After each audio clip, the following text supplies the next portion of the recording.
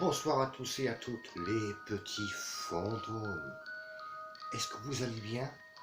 Je vous souhaite la bienvenue dans les contes de la crypte.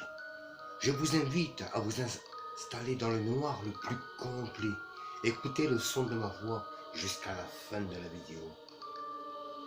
Cette histoire s'intitule Le fantôme solitaire.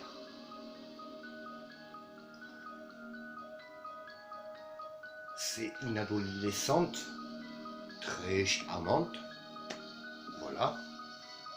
Donc il y a ses parents qui amènent cette adolescente pour des grandes vacances d'été chez sa tante, c'est-à-dire la sœur de sa mère. Puisque c'est des gens qui travaillent énormément, beaucoup. Ils travaillent, c'est-à-dire ils voyagent, ils font des affaires pour des choses importantes, quoi. Voilà. C'est au top. Je me rappelle plus ce qu'ils faisaient comme travail. Bref. Et cette gamine-là, c'était la première fois qu'elle voyait sa tante. Sa tante, par téléphone, elle avait dit à sa sœur, ok, je suis ok pour garder ta fille avec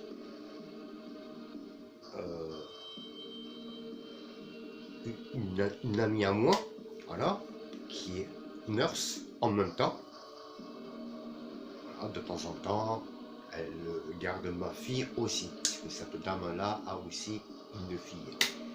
Elle est persuadée qu'elle va s'entendre avec cette fille-là. Mais elle se trompe. Elle se trompe. Bref, cette gamine-là, elle arrive avec ses parents. Bref, ils descendent les bagages. Ils se présentent. C'était la première fois qu'elle voyait sa tante. Et puis bref, les parents, ils repartent. La gamine, elle avait l'air triste, c'est normal, elle ne voulait pas rester chez une étrangère, malgré que c'était sa tante, que c'était la première fois qu'elle le voyait. C'est ça le problème. Bref, ce n'est pas elle le problème, ça va être la fille de sa tante. Elle appelle sa fille et elle dit bon, elle ne répond pas, elle doit être encore à l'étage au téléphone. Bref. Il monte les escaliers, il tape dans la chambre de cette fille-là. Voilà, je te présente ta cousine. Voilà. Bref. Et cette fille-là qui était au téléphone, elle avait l'air vraiment méchante. Méchante. La mère, elle ferme la porte de la chambre. Et bref. Les deux fillettes, elles ont partagé la même chambre. Et la gentille Amine a voulu taper la conversation avec elle. Et elle lui a dit, je n'accepte pas que tu sois ma cousine. Elle lui dit, mais pourquoi? Elle lui répond, c'est comme ça. Voilà, c'est tout. Je veux même pas parler avec toi. Et le lendemain, il y a cette fille-là, qui est méchante avec sa cousine, qui est venue en vacances chez elle. Elle décide de parler à ses amis pour lui faire une blague vraiment terrible.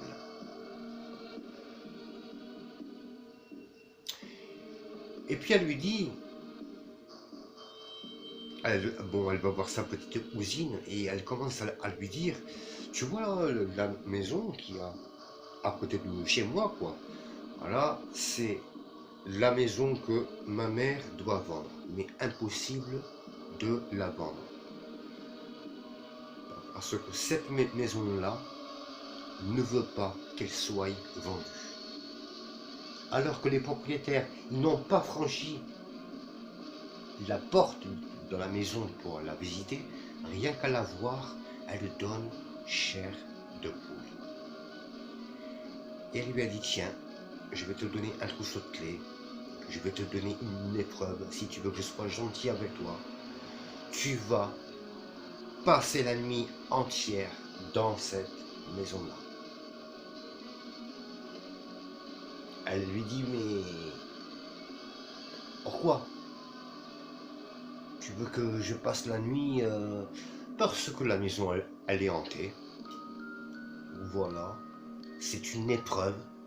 Je veux que tu passes toute la nuit dans cette maison. Elle lui a expliqué l'histoire. L'histoire de cette maison-là, il y a très longtemps. C'était un couple qui vivait avec leur fille de 7 ans. Mais malheureusement, c'est qu'elle avait un handicap. Elle était sourde.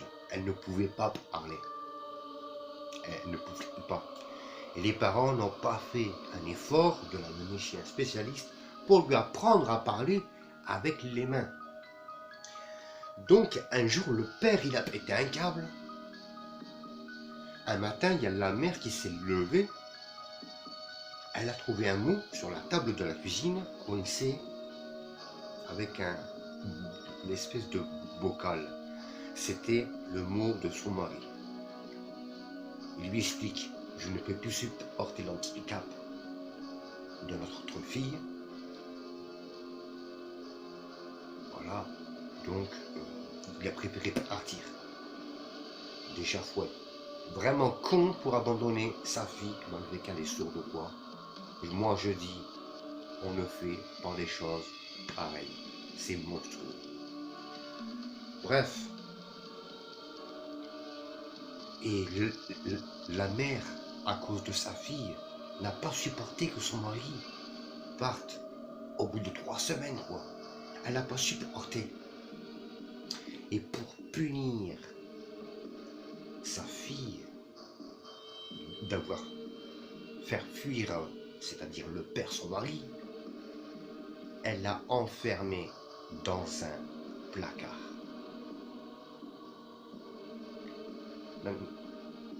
Mais le seul problème qu'il y a, c'est qu'elle a laissé mourir de faim. Elle est morte de faim, cette pauvre petite. Comment on peut tuer une gamine de 7 ans parce qu'elle est sourde? Bref. Puis après, au bout de des années, cette dame-là, avant qu'elle meure, elle a laissé un mot. Voilà. Elle a laissé un mot. Elle a laissé la porte de la maison grande ouverte. Et c'est simple. Elle a avalé du poison. Après la mort de sa fille, hein, bien sûr. Au bout de quelques années. Hein. Voilà, c'est une femme qui a tué sa fille. Elle a perdu son mari. Et de jour en jour, avec les semaines et quelques années, elle s'est laissée mourir. Voilà. Et donc, revenons à cette fille-là, qui est venue passer une nuit entière dans cette maison. Elle commence à visiter avec une grosse lampe le bas. Et d'un seul coup, elle a entendu à l'étage un rire d'enfant.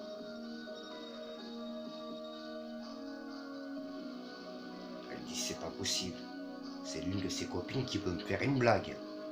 Donc, elle préfère monter, voir. Aïe, aïe, aïe, dans la chambre, là où elle est morte, cette pauvre petite fille, morte de faim, elle rentre dans la chambre, elle regarde partout, Et d'un seul coup, il y a la porte de la chambre qui se ferme violemment derrière elle. Elle ne comprend pas. Et elle commence à dire, je trouve pas ça rigolo.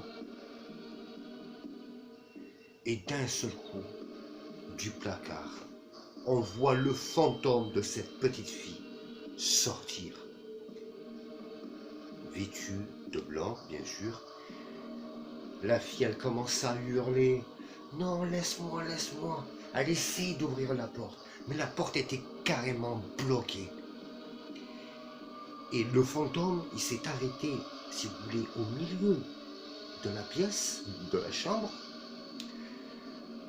L'autre, de peur, elle essayait d'ouvrir. D'un seul coup, tout doucement, elle s'est retournée.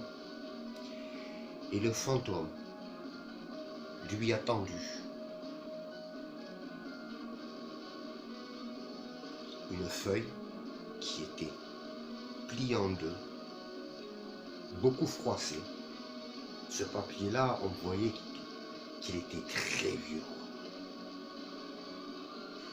Et en même temps, elle lui a donné, véridique, un petit médaillon de son père, de sa mère. Dans le médaillon, il y avait deux petites photos.